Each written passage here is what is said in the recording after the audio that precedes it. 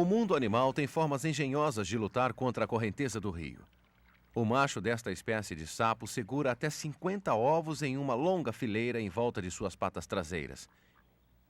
Eles os mantêm ali por 3 semanas, até que se transformem em girinos e possam nadar livremente. A fêmea do sapo do Suriname carrega seus bebês em volta de suas costas para emergir não como ovos, mas como girinos completamente formados.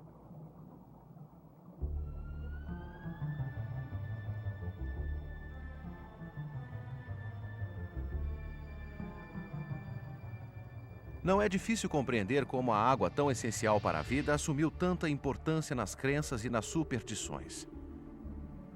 Na Mesopotâmia, oferendas de peixe, um símbolo da sabedoria, eram feitas ao deus da água doce, Enli, de cujos braços brotavam os rios. E aquilo que é adorado também é temido. O povo semínole da América do Norte tinha pavor do pior dos terrores aquáticos, as assustadoras panteras da água que seguravam os nadadores e os afogavam. Mas alguns perigos da água são mesmo reais.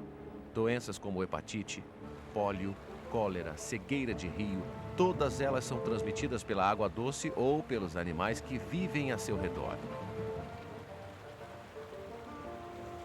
Entre eles podemos incluir uma das criaturas mais letais que existem na Terra, a que, excluindo guerra e acidentes, tem sido responsável por metade das mortes no planeta, desde a Idade da Pedra.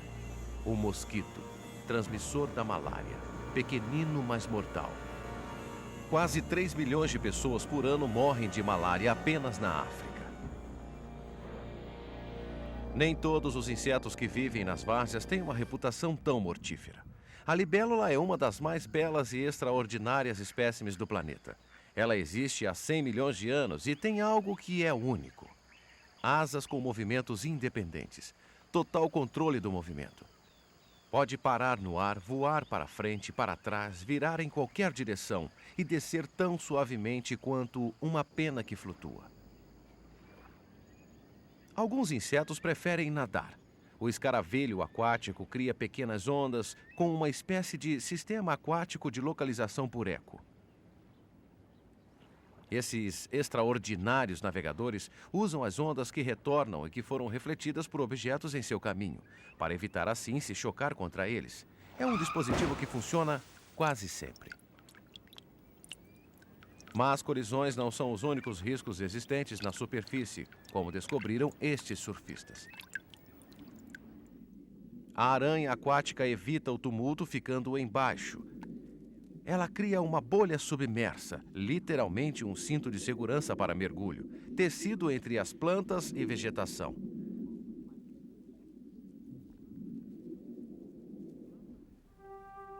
Plantas e vegetação, cuja beleza ao se erguerem da água foi captada, transformada em arte e exibida ao longo da história.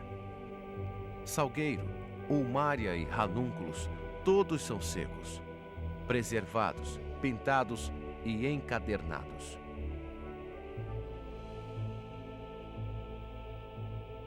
Foi nos juncos à beira d'água que uma das mais conhecidas histórias sobre rio aconteceu.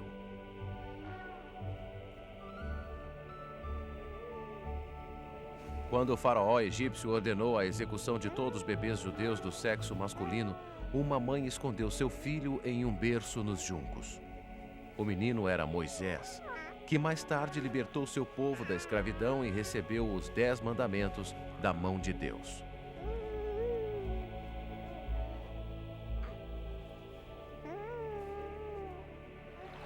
E o rio também limpa a alma. Os hindus acreditam que têm de tomar banho no Ganges, seu rio sagrado, pelo menos uma vez na vida. Já os antigos egípcios achavam que a água do Nilo, despejada sobre estátuas religiosas, tinha propriedades curativas. Eles também adoram os crocodilos do Nilo, adornando-os com cristal e ouro. Não existem registros de há quanto tempo a mais feroz das criaturas do rio vem tolerando esses agrados. Perto da desembocadura é que o rio é mais majestoso. A correnteza mais calma permite que a lama se acumule na margem interna dos seus meandros. Essas margens lamacentas são o habitat de diversos mamíferos. Como o pequeno musaranho d'água, pelo seu tamanho é pelo menos tão feroz quanto o crocodilo, caça com total destemor.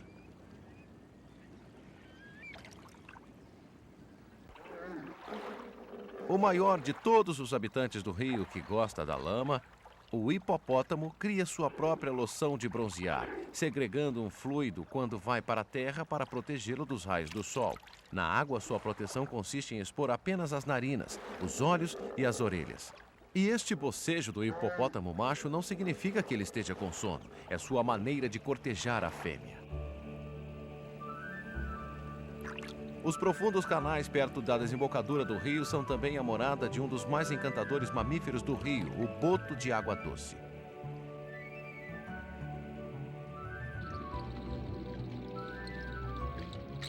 Essas magníficas criaturas são protagonistas de muitas lendas amazônicas. Acredita-se que à noite elas se transformem em seres humanos, deixando suas românticas florestas submersas para seduzir as donzelas.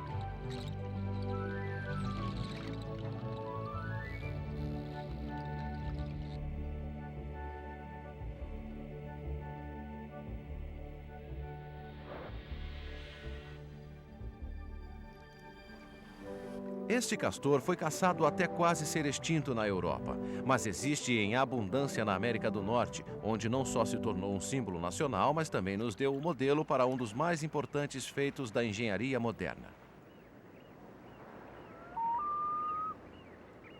O castor é o único mamífero, além do homem, que interfere no percurso do rio até o mar.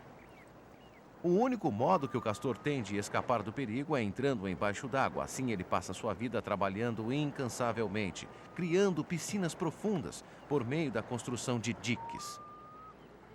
Como essas piscinas profundas quase sempre se tornam pequenos lagos, o castor está, na verdade, criando novos habitats. Embora nenhum deles seja tão grande quanto os criados pela interferência do homem no percurso do rio, cujas dimensões são gigantescas. 1/5 da energia do mundo provém de hidroelétricas. Daí a construção de algumas das mais impressionantes obras da engenharia jamais vistas. A maior represa do mundo, a de Itaipu, na divisa do Paraguai com o Brasil, contém água suficiente para encher 70 bilhões de banheiras. Foi no Antigo Egito que uma nova represa causou uma operação de salvamento dos antigos templos. Templos construídos há 3.000 anos foram transportados, pedra por pedra, para lugares mais altos, para dar lugar à colossal represa de Assuã. Os templos foram remontados com todo cuidado e sem sofrer nenhum dano em um projeto que levou 20 anos para ser realizado.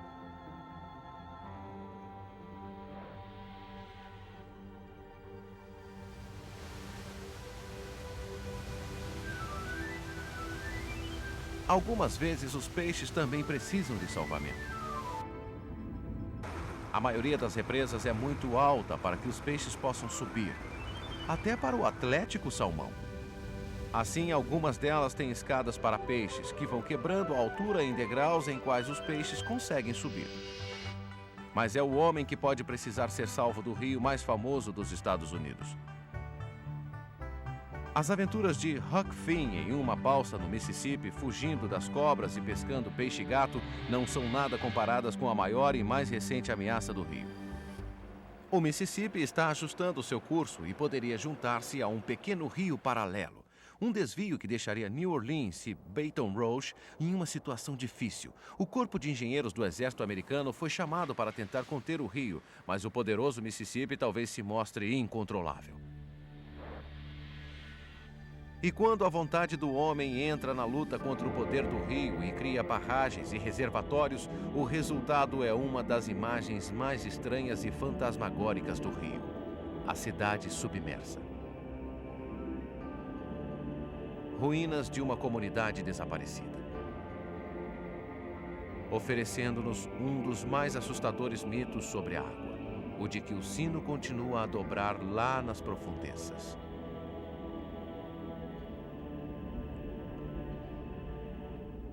Certamente nenhum habitat na Terra se expressa em formas tão diferentes quanto o rio. As corredeiras do rio surgem quando o rio corre de pedras duras para pedras mais moles, que são mais facilmente corroídas. Estão entre as mais poderosas e temidas forças da água na face da terra, removendo grandes rochas ao lançar grandes volumes de água através de estreitos canais. Mas o movimento da água chega ao extremo quando produz um espetáculo que pode ocorrer em qualquer ponto do percurso do rio, quando ele cai subitamente em um novo leito, as cataratas, cuja altura é algumas vezes colossal. O salto do Ángel, na Venezuela, cai 1.000 metros de um penhasco que tem 2 vezes a altura do World Trade Center em Nova York.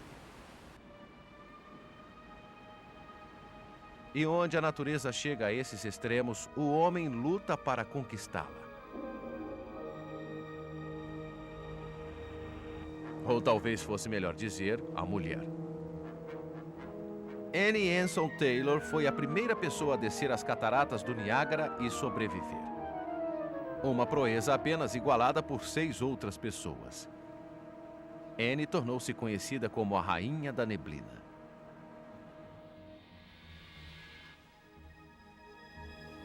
O rio nos oferece outras maravilhas que podemos admirar.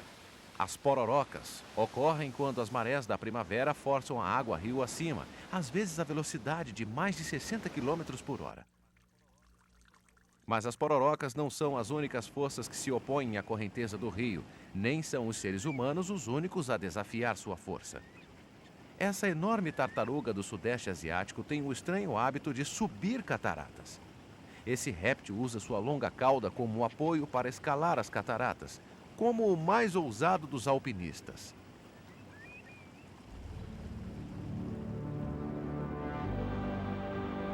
Mas mesmo essa corajosa tartaruguinha pensaria 2 vezes antes de enfrentar esta maravilha da natureza. As imensas cataratas do Iguaçu no Brasil são, na verdade, 275 quedas que se juntam para formar uma imensa cortina de água que se estende por uma área de mais de 3 quilômetros de largura.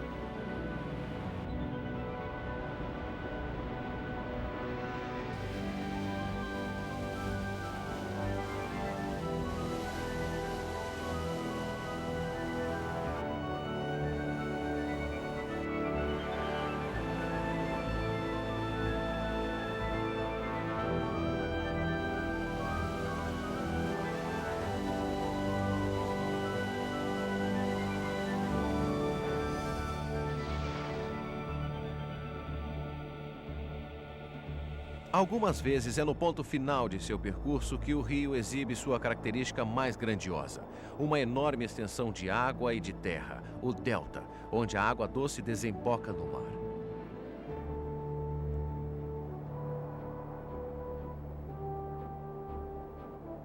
A vazão de água do Amazonas em seu delta é tão grande que a 150 quilômetros de distância, onde não se avista mais terra, a água do Oceano Atlântico ainda é doce.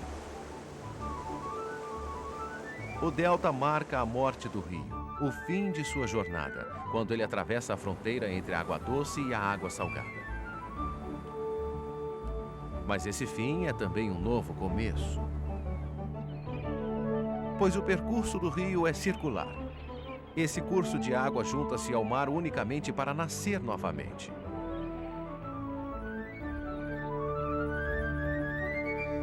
Porque a água sobe como umidade e é levada pelo vento para as terras, para cair como chuva e começar novamente a grande jornada.